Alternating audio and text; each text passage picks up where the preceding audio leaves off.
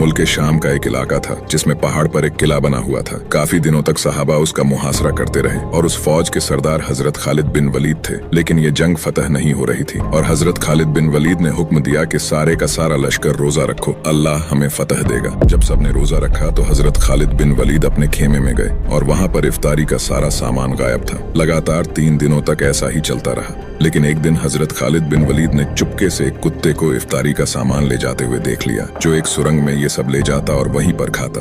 हजरत खालिद बिन वलीद उस सुरंग की तरफ गए और जाते जाते किले तक पहुंच गए और अपनी फौज समेत किले पर हमला कर दिया। अल्लाह ने मुसलमानों को इस जंग में फतह दी। अल्लाह ने रोजे की बरकत से बहुत बड़ा काम मुसलमानों का हल किया और कुत्ते के जरिए फतह दे दी।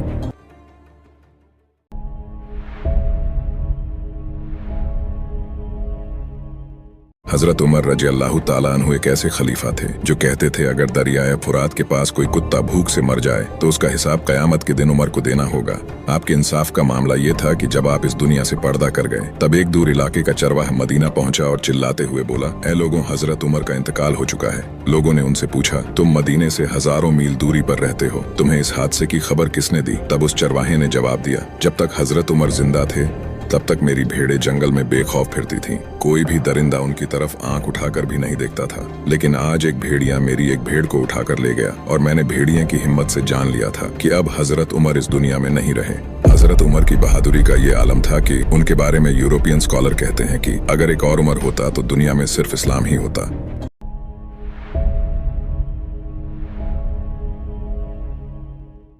ये एक ऐसा तूफान था जिसने बड़े बड़े पहाड़ों को अपनी गोद में समेट लिया था। इस तूफान में दुनिया की तमाम आबादी खत्म हो गई थी और इन बड़ी बड़ी मौजों के ऊपर सिर्फ एक कश्ती बाकी थी और उस कश्ती में सिर्फ 80 लोग। यही वो लोग थे जिन्होंने दुनिया को दोबारा आबाद किया था और नस्ल इंसान को बचाया। जब बनी नूह तमाम दुनिया के बदतरीन गुनाह कर चुके थे और बुतों को अपना माबूद समझने लगे तो अल्लाह ताला ने हजरत नूह अलैहिस्सलाम को कश्ती बनाने का हुक्म दिया था। जब ये कश्ती बनकर तैयार हो गई तो अल्लाह की तरफ से हुक्म आया कि इसमें तमाम दुनिया के जानवरों का एक एक जोड़ा रख लो, क्योंकि इस दुनिया में एक ऐसा अजाब आने वाला है जो इससे पहले कभी नहीं आया था और इंसानों की नस्लें मिटा देगा।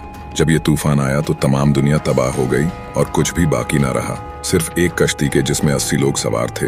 ये कश्ती 40 दिनों तक दुनिया में चलती रही और बाद में जूदी पहाड़ पर ठहर गई, जो आज भी वहाँ मौजूद है और कयामत तक लोगों के लिए निशानी इबरत बन गई।